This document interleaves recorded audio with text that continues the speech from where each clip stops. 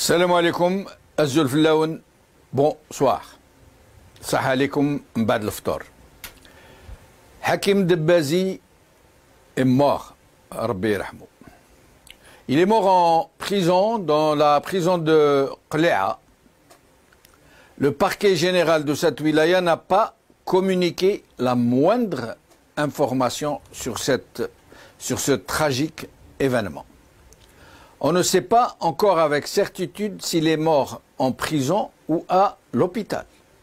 Certaines sources affirment qu'il était mort depuis plusieurs jours en attendant d'être évacué à l'hôpital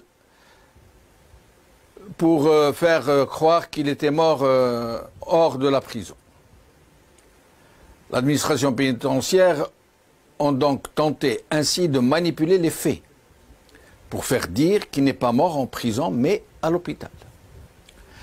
Il faut savoir en effet que dès le lendemain de son incarcération, les avocats de Hakim avaient formulé une demande de libération provisoire pour raison de santé, mais que celle-ci avait été rejetée par la chambre d'accusation, alors écoutez bien, sans même une visite médicale préalable.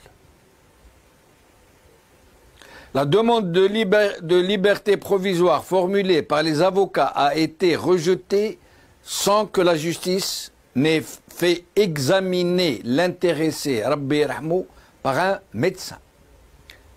Et c'est précisément là que la thèse de l'assassinat se confirme. Hakim Debbazi a été assassiné en prison. De la même manière que Kemal-Din Fakhar a été assassiné. De la même manière que Mohamed Tamalt a été assassiné. Eux deux aussi, Rabbi Rahmou, prisonniers politiques. Hakim Debbazi était âgé de 55 ans, marié, père de 3 enfants, résident à Al-Hajjot, dans la wilaya de Tipaza, hirakiste très engagé. Il avait été arrêté le 22 février dernier, date anniversaire du Hirak. Il a été mis sous mandat de dépôt pour plusieurs chefs d'inculpation, dont ceux d'incitation à attroupement, outrage à corps constitué et publication Facebook, pouvant porter atteinte à l'intérêt national. Parce qu'aujourd'hui, par exemple, dire que Tebboune n'a pas été élu par le peuple, c'est porter atteinte à l'intérêt national. Dire que l'armée, le chef d'état-major, s'immisce dans le politique et c'est lui qui est le vrai pouvoir, c'est une atteinte à l'intérêt national. En fait, le défunt Rabbi Rahmou militait pour la reprise du Hirak, un événement constitutionnalisé, institutionnalisé avec sa journée nationale, et que le président de la République lui-même a consacré Hirak el-Moubarak, le mouvement béni. Le régime a donc ôté la vie à Hakim pour avoir appelé à faire revivre ce Hirak, pourtant reconnu et qui figure sur le préambule de la Constitution, de leur Constitution. Et il est mort pour avoir osé publier un texte sur le Facebook. Oui, mort pour avoir publié un commentaire politique sur Facebook. Pour que le monde entier sache qu'en Algérie, des citoyens sont jetés en prison juste parce qu'ils appellent à manifester et juste parce qu'ils publient des textes sur Facebook. Des textes où ils expriment leur aspiration à un état de droit, à une première république. Oui, le monde entier doit savoir que des détenus d'opinion et des prisonniers politiques meurent en prison, juste pour avoir publié leur opinion sur Facebook. En fait, et pour être plus dans ce qui s'est réellement passé, Hakim n'est pas mort d'un infarctus du myocarde. Il a été assassiné par Tebboune, le président imposé par l'armée. Il a été assassiné par ces généraux de la même armée qui ont mis Tebboune à la tête de ce pays. Il a été assassiné par une justice aux ordres qui fonctionne à l'injonction du pouvoir, qui incarcère qui on lui dit d'incarcérer et qui libère qui on lui demande de libérer.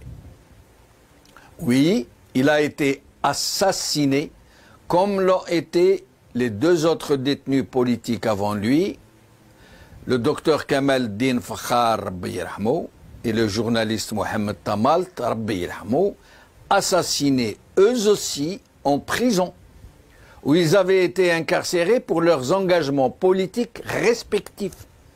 Rappelons-le, ce ne sont pas des prisonniers de droit commun, même si les prisonniers de droit commun aussi ont le droit au respect de leurs droits les plus élémentaires, mais il faut néanmoins rappeler que ces trois personnes, ces trois militants, ces trois citoyens ont été incarcérés pour leurs engagements politiques respectifs. C'était des prisonniers politiques et des détenus d'opinion, n'en déplaise à M. Tebboune. Assassinés en toute impunité dans l'indifférence générale, y compris celle des institutions internationales si promptes d'habitude à réagir dans d'autres situations, pour d'autres populations, bien sûr.